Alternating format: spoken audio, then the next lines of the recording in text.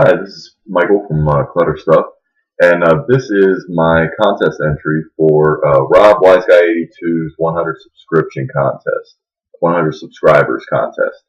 Um, so he asked us to answer 4 questions. The first question is, what is your favorite beer? So I'm going to start with Guinness Extra Stout. You see this bottle's already open and about half empty, so you can tell just thinking about making this video, I couldn't help myself. Definitely my favorite beer. I don't like the draft bottles. I don't like the ones that have the little balls in them. I don't like the cans. It has to be Guinness Extra Stout in a bottle, or if I'm at a bar, I'll take it on tap. But that's the best way to drink Guinness, in my opinion. Sometimes I'll even drink it warm, but that's something else. My other new favorite beer is actually, I don't know that it's necessarily a beer per se, but it's hard root beer.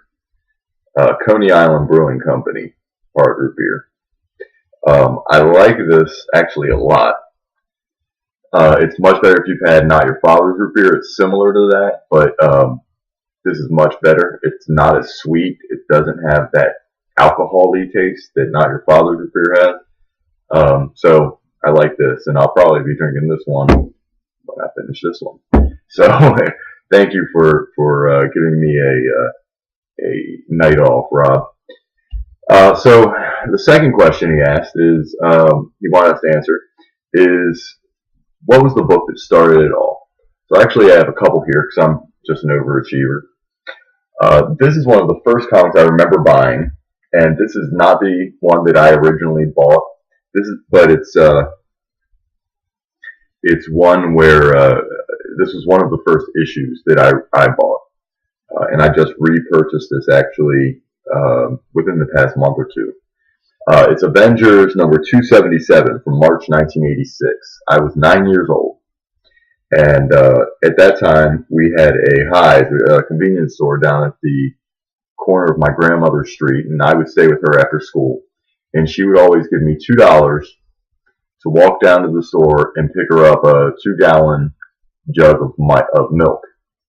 And I could keep the change. She would let me keep the change. The milk was $1. It came to $1.21, so there was always 79 cents left over. And comic books at this time were 75 cents each, cover price.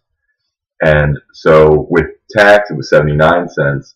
And so I could get a jug of milk and one comic book for the $2 my grandmother would give me. This is one of the first ones that I remember. It says in final battle. This is obviously Baron Zemo. The Avengers are all, they look like they're all defeated and everything. On the cover here. I'll tell you the truth, I have not read this issue yet. I have not reread this issue yet.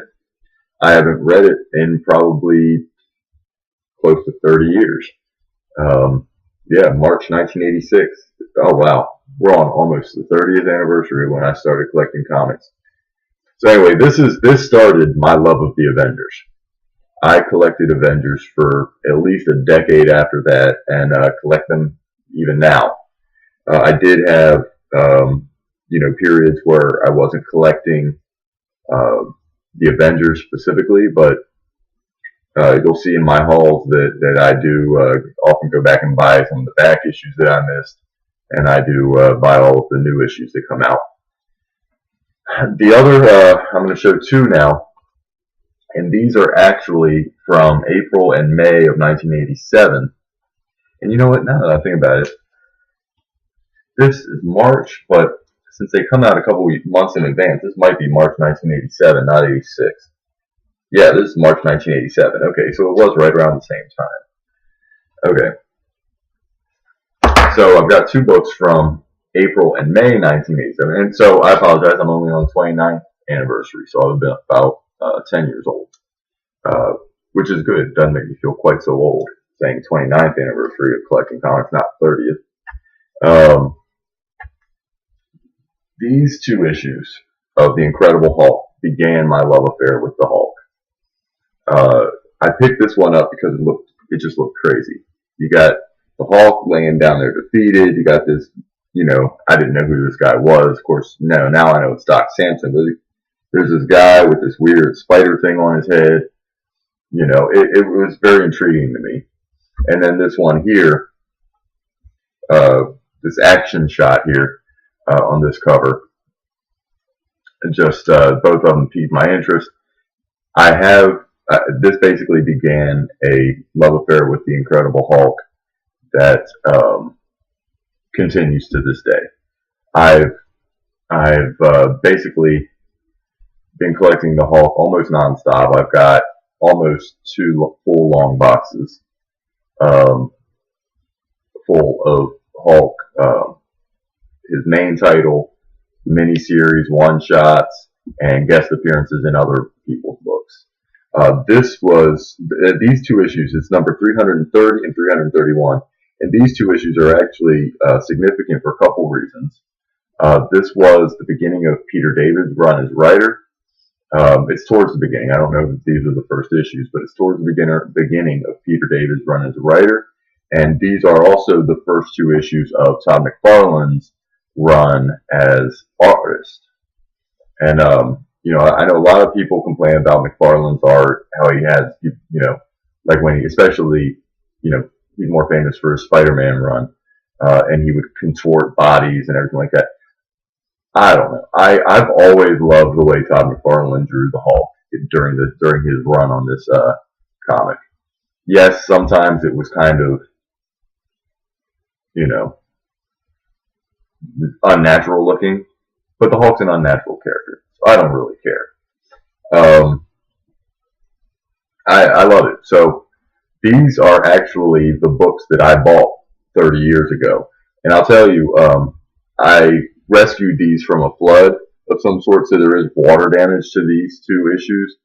I will at some point, replace them.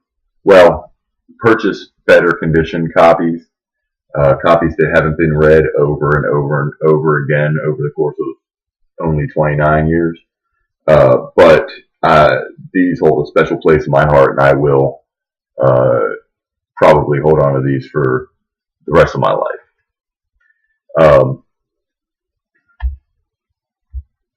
So the third question is, what's an unknown gem? So I actually have 3 series that I collect, current series that I collect, that I haven't seen anyone else really talk much about. Maybe I've seen a couple of issues in hauls here or there, but nothing consistently, and I haven't really heard a whole lot of people talking about them.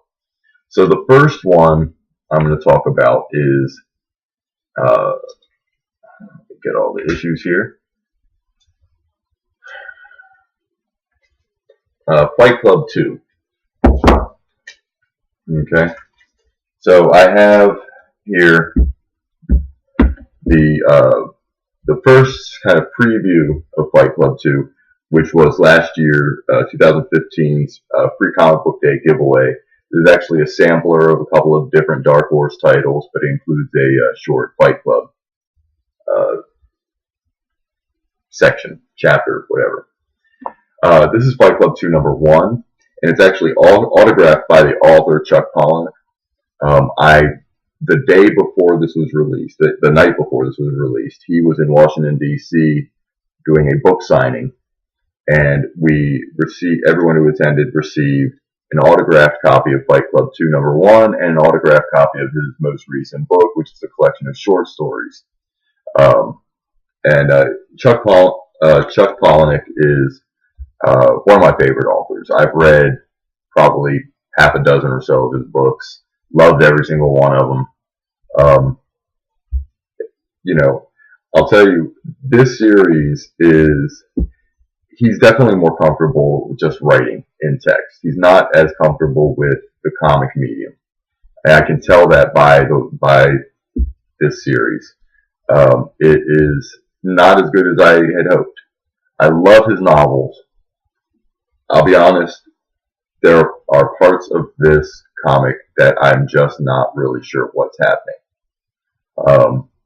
He's using his imagination. He's definitely stretching the boundaries of what's kind of acceptable in storytelling. But sometimes it's kind of hit or miss. There are parts of the series that I think are really good and are really appropriate and typical of his style of writing, and there are other parts of the series that I'm just kind of confused by. But I believe it's a 12-part series, and I have up to issue 8 or 9. 8. I think it's a 12-part series. So I'm going to go ahead and get the rest of them for purposes of completion. And I'll just show all the covers actually now I'm thinking about it. We've got number 1, number 2. And this one actually might even count towards there's another contest entry video I'm going to be doing here, and as soon as I finish this one, where he wants us to show couples on cover. So this might be a good one. We've got the narrator, who in the movie was played by Edward Norton, and Marla Maples, who in the movie was played by Helena Bonham Carter. But we've got, I said Marla Maples. That's not her name, is it? I don't know. Marla something. Marla, whatever. Number 3, number 4, number 5, 6, 7, and 8. So it is definitely an interesting story. Parts of it, like I said, are maybe a little bit too over the top, but if that's possible.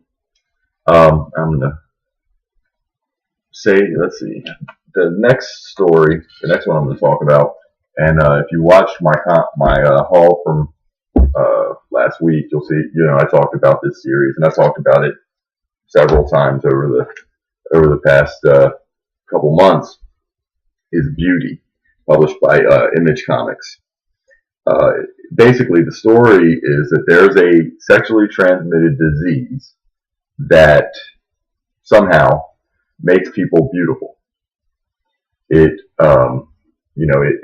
speeds up their metabolism so that they are all really fit, clears up their skin, just things that, fills out their hair if they were balding. I mean, for whatever reason, this disease affects people in just the right ways to make them achieve this state of beauty as defined by society. So, that being said, obviously, this is a disease that people try to catch. And that's great when there's no side effects. But in the first issue, they discover that there is a side effect. One of the earliest people to catch the disease basically spontaneously combusts. This then becomes, you then start to see this happening to other people. And so with this new side effect being dangerous, then they have to do something about it. So I'm not going to spoil the plot. I want you to go pick up this magazine, this comic, and read it. It's a great story. Each issue has multiple covers, and I just kind of picked whichever one I happen to like the best out of the 2 or 3 different variants that were out. So I only have one copy of each, and I can't say that there's any consistency to the collection. But here's number 1, number 2, number 3, 4, 5, and 6.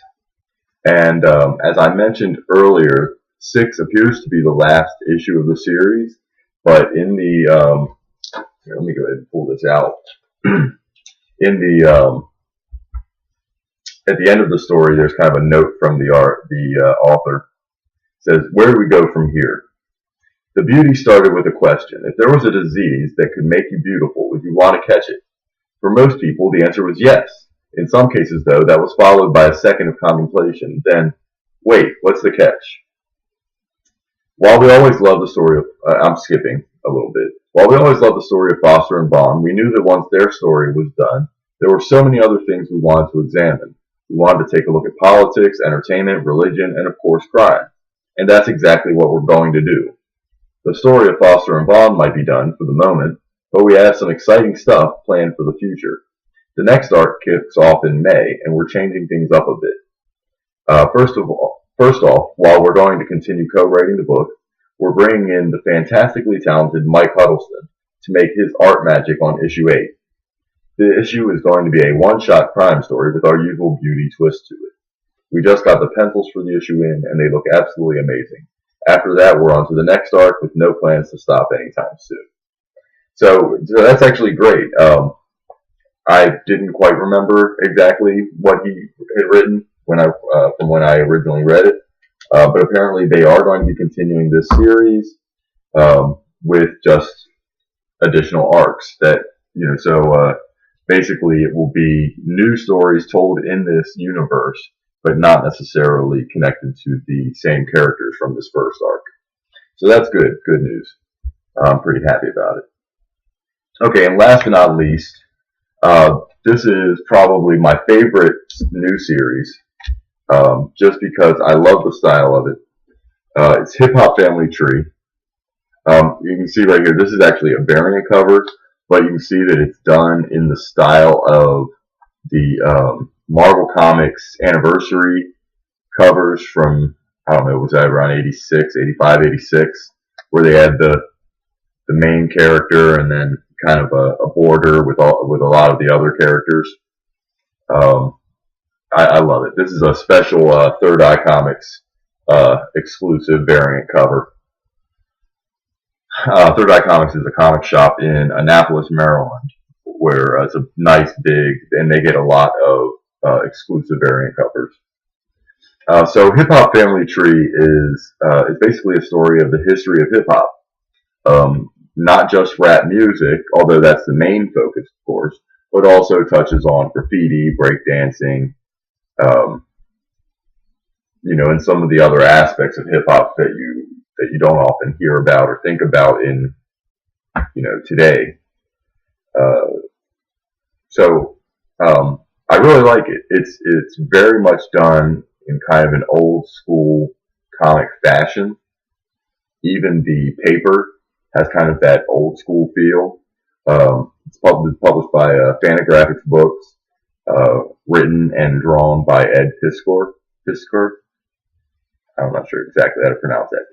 Piskor.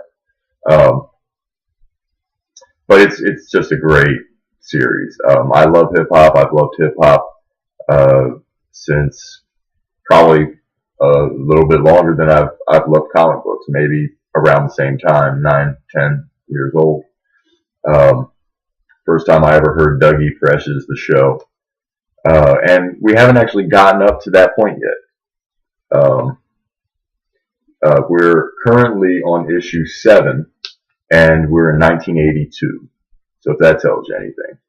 So we've got, that was issue 1. I just showed you this issue 2, 3. And these do not have, unlike many of the other comics that have been released lately from all the major companies, these don't have a bunch of different variant covers. Just the one cover, at least as far as I'm aware. So this is number 3.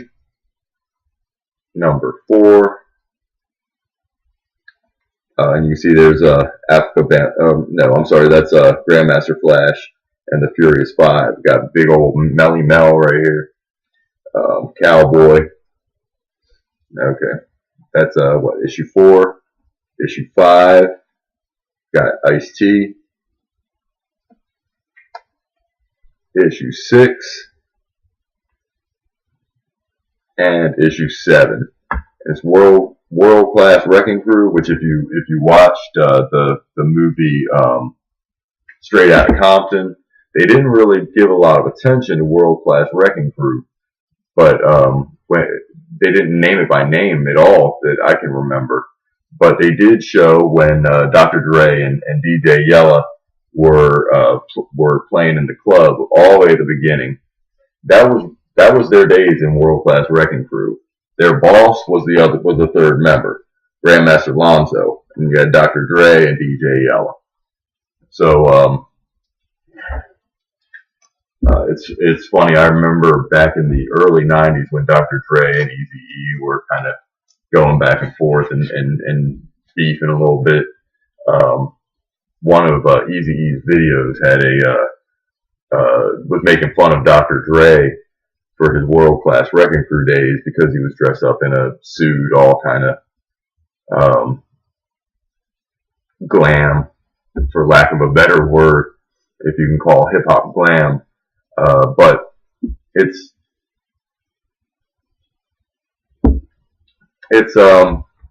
pretty good series. It has a lot of the behind the scenes of what was going on with the record companies, record labels, artists getting signed, and little backstage beefs, and I mean, he did a lot of research to write this. I mean, it's not just it's from the standpoint of a fan, but not just from the standpoint of a fan. All right, and the last question he wanted us to answer, was to give shout outs to our favorite comic channels, or the comic channels that we really anticipate seeing what they have. And I'm gonna actually name 4, and they're kind of in 2 different categories. The first 2 I'm going to name are people who do kind of hauls, kind of similar channel to Clutter Stuff. The first is Merc with a Mouth. I love it, and I already gave him a shout out earlier. I'm gonna give him another shout out. So Merc with a Mouth. I love his hauls because almost every haul he does has a couple of issues of Deadpool. I love Deadpool, but there's no way that I could possibly collect all of them. I've heard somewhere on some other video that in the 25 years since his debut, Deadpool has appeared in over 1,700 different issues of various comics. That's just insane. There's no way I could possibly keep up. But I'll tell you, in watching Merc's videos and his haul videos, he definitely seems to be trying, and it's great. And I do pick up quite a few. Anytime I see, an issue with, for a good deal, if I come across Deadpool's in a dollar bin or something, I always pick them up. But I'm not a completist. I like the stories, so I buy them. The other shout out I want to give is to Captain Cummings, and I'm gonna have links to all these channels in the description. I like Captain Cummings hauls, but one of the things I really like about it is that he's had several videos lately where he has been talking about kind of the state of collecting comics. One of his videos was, "Does Marvel Comics suck?" I don't think so. I love Marvel Comics. I don't care. I mean, a lot of the complaints, I understand where some of the complaints come from, but they don't bother me as much as they bother other people, I guess. They don't bother me at all. He had one, comics will die like baseball cards or something like that. That's in response to a comment on one of his videos, and just other little things like that. And I mean, he has a good perspective, someone who's passionate about collecting comic books. So I've really been looking forward to new videos when he's been coming out with.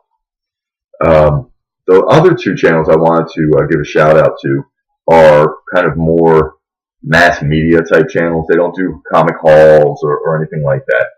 One of them is NerdSync, and they have a kind of a series of videos called Comic Misconceptions, where people, I guess, maybe send in questions or whatever, and each episode is them answering some question about some character in comics. And he really goes in and researches and does a lot of research on these questions to find out what the answer is.